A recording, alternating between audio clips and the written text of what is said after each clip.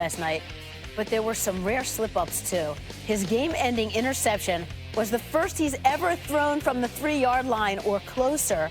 And the drive before that, he became the first quarterback in the last 40 seasons with 4 straight incompletions from the 1-yard line on a drive. So Matt LaFleur was asked what went on with the 4 straight incompletions at the 1. Yeah, that's a great question. We got in the goal line. We liked the matchup on the outside, Jimmy Graham on the safety, and that was incomplete. Second down, we tried to stay in goal line, thinking that they might think we're running the ball. We ran a keeper, and they played the keeper. Credit to them. The defensive end played right up the field, and he was right in Aaron's face. And then third down, we called. There was a play with a run-pass option, and Aaron, he saw what he saw, and he pulled the ball, and then the defense reacted, so he had to throw it away. And then fourth down, we tried another pass. So it was, unfortunately, it didn't work out for us. So, Steve, Coach laid it out pretty well for us there, and Jimmy Graham had the ball in his hands a couple times. What did you see? You're going to put the ball in the hands of Aaron Rodgers at the 1 4 times? I'll do that all day, every day, no matter what. This has got to be, you talk about an anomaly, Susie. This is not a problem. And it actually might be a benefit in the long run that they got beat, because it was more that the Eagles were able to jam it down the throat of this vaunted new Packer defense. Yes, Aaron Rodgers didn't save the day. Yes, he threw the pick. But I think going forward, do you worry about Aaron Rodgers inside the 5? I do not. So it's unfortunate it happened. But maybe in the long run, maybe it's a positive, because they can regroup. They're not undefeated, and they can the coach can yell at everybody, and Aaron can think, like, I blew it and I got to come back. In some ways it could be. But to me, I'm not worried about this. Yeah, and consider, too, Devontae Adams was having a monster game. Yeah, then he wasn't there for those plays, too, right, Rob? I mean, you don't have him there. You don't have your running back either, who's also out injured. And Coach LaFleur is trying to call plays without these 2 key weapons, too. It felt like after he got injured, they lost kind of their mojo, because this was the biggest game he's ever had as a receiver. So you lose a guy like that, it's your number 1 guy, your go-to guy who's had a huge night. So I'm sure at the end there, they're like, man, I wish we had him on the field. Certainly, revision, looking at it today, it looks like a poor decision to throw the football 4 straight times. Matt LaFleur did point out the run option on that third down play there. Worth noting, and again, it's just 1 yard you need, but worth noting, up to that point, Aaron Jones had been severely limited to the tune of 13 rushes for 21 yards. So the running game really did not get going at all for Green Bay last night against that Philadelphia defense that has really struggled to defend the pass all year and has basically been a brick wall against the run. So disappointing, frustrating, but these are the kind of things that we're going to see in NFL games each and every week. Coach decisions that are second-guessed after the fact. Rob, take a walk over to the touchscreen. I'm going to take a walk. Okay. Yeah, good luck. I'm going to take a stroll, okay? So I'm going to go show you guys this interception. So right here on this particular play, this is the interception at the end of the game. And look, so when you have a defense like this, it's 2 by 2, and it's man coverage. And these guys are on the same level here. So when we're on the same level, it's putting the pressure on the defense here to talk. And what we're going to do is they want to run a slant right in this window, and this guy's going to come up, little hesitation, and then come this way right there, and it puts pressure on these 2 defenders. So when I play this here, it looks like it, right? And you see right here, the defense actually messes up. There's 2 guys on 1 person, 3 guys right here. In reality, if Rodgers just waits a second, this guy's wide open for the touchdown, wide open. So what happens there, a miscommunication on the defense, sometimes you got to talk about this. Are we in and out? What are we doing? Are we comboing? Are we zone? Are we going to communicate here? So they mess this up. Rodgers just kind of forced it in there. Ball's tipped up in the air, and we know the results. Interception, game over, and Rodgers upset with himself. He's definitely upset. He knows it. He knows that, okay, I messed up here. Let's go back to a game that looks familiar to me. Now, I want to talk about the levels. I talked about the levels of the defense. In this particular play, these guys are off level, so that helps them. These are stacked. It's still 2 by 2. There's a tight end on the line of scrimmage, but these guys are stacked. So what he's going to do is he's going to come here, and this guy really is just trying to pick. He's trying to cause an issue, and what happens is because the defensive guys are off level, Browner makes a great jam on the line of scrimmage. Malcolm just jumps like it's shot out of a cannon, comes in here and intercepts this ball. I'm right here crying instantly because I know the game's over.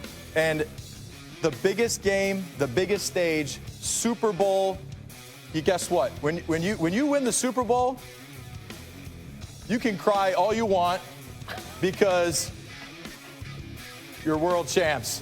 And look, perfect play, Malcolm Butler, makes the play. Same play, but same outcome, just this play, they won the Super Bowl. So really, all of this was just all about you being able to show once again that you guys won the Super Bowl. Well, I'm not bragging. Was that pretty much preparation? Come on. That's preparation. We were prepared for that. We have practiced that play before. This play reminds me of this play when we all were crying.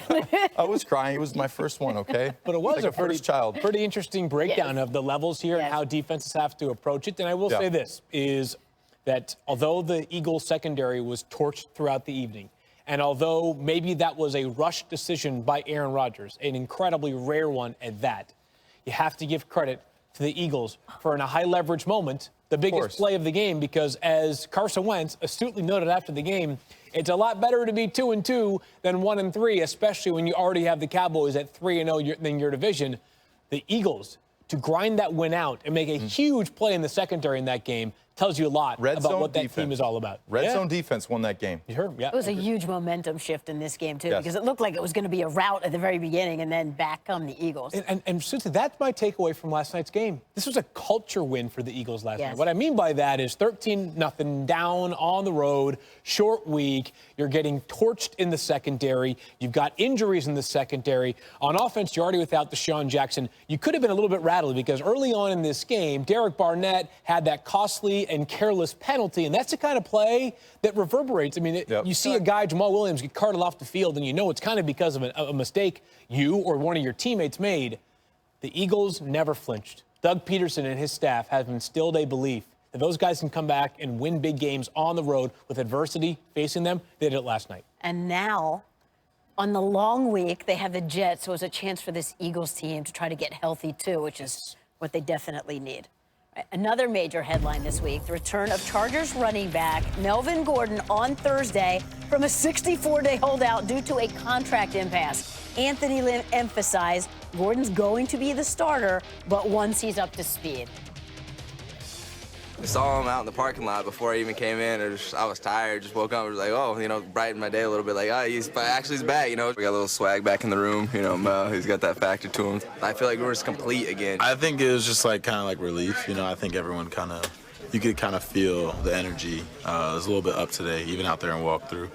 Because, one of our main players, one of our main guys, one of the best running backs in the league. He's our starter. He was a starter for a reason. And I like the way Austin and JJ's been working. They've done a heck of a job. They both prove they can play in this league. But they will still have a major role in our offense, don't get me wrong. But as soon as Melvin's ready, he'll go back. He'll go back to number one. New energy there. Shelley Smith is with the Chargers in Costa Mesa, California. Shelley, Gordon unlikely to play on Sunday against the Dolphins, although he could travel with the team. So how does he look and how is practice going? Well, Susie, here's something that could change everything for Melvin Gordon. Justin Jackson, who was expected to split reps with Austin Eckler at running back, with Gordon not playing, is in a boot. He popped up on the injury list yesterday with a right leg injury, and he's in a boot at practice. He's limping around the field. It doesn't look good. There's a chance they may say, Melvin, are you ready? Let's go. We'll find out from Coach Anthony Lynn in about a half an hour. We'll let you guys know immediately, but I don't know why you would hold him back. They do have a 2-week exemption to try to get him back into shape. It is Miami, all the things you want to say. But Melvin Gordon could actually play this weekend if Anthony Lynn decides that Justin Jackson is not ready.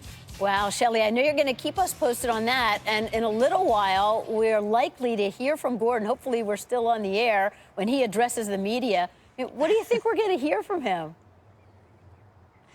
I think he's going to be, he wants to spin it forward. That's why he waited till after practice today, or he's waiting till after practice today to talk to us.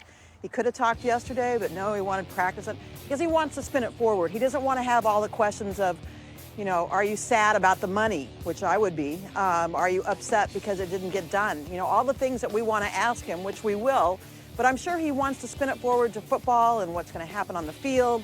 And I'm sure Anthony Lynn does too, but they have to deal with these questions beforehand, which I think he will at his locker. But he'll probably be very humble and very happy. He's an energetic, upbeat guy. He will be back and ready to go. All right, well, that's big news coming out of Costa Mesa. Shelley, we'll see you a little bit later in the show for an update.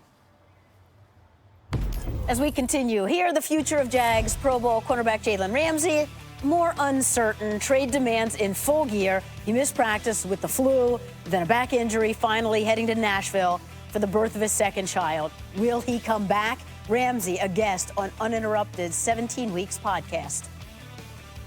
I'm not sure if I've played my final game for the Jags yet or not, but my trade request still stands. For me, respect is a huge thing.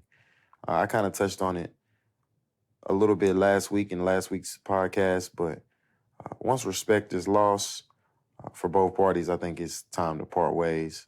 I'm going to continue being a top corner in this league for years to come. The money will come, but money isn't everything. Peace and happiness means a lot more than the money. So, Field, this cannot be fixed then? It doesn't seem like that way anymore, Susie, while as there was some hope after last Thursday night's win over the Titans that maybe they could find a way to entice Jalen Ramsey to stick around. And usually Brink's truck worth of money goes pretty far in accomplishing that. This feels inevitable at this point. Now, the team has listed him as questionable for Sunday's game against the Broncos because of a back issue. But I think the Jalen Ramsey timeline sort of reminds me in the Zeke Elliott contract negotiating timeline in this sense.